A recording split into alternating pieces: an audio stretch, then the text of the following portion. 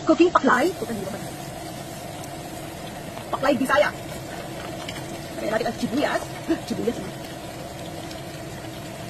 Ano ba yan?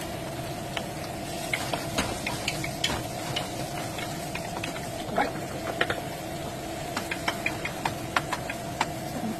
Nag-marinate na ako ng tenga ng baboy at saka dila. Pero maglalagay ako ng pork laman. Tapos yung liver ko, pinagay natin ang baboy. Kaya ang baboy kasi hilaw.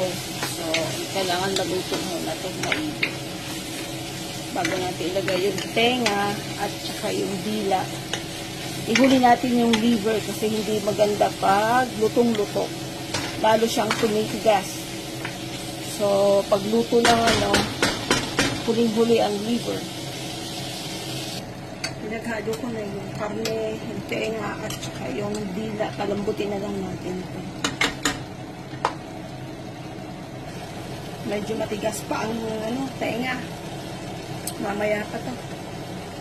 Una, ang aking paklay with string beans. Hinalo ko na yung liver. Kasi kailangan hindi siya lutong, yung matagal. Kasi hindi masarap. Kukunat siya. Yan na. Ready for pulutan.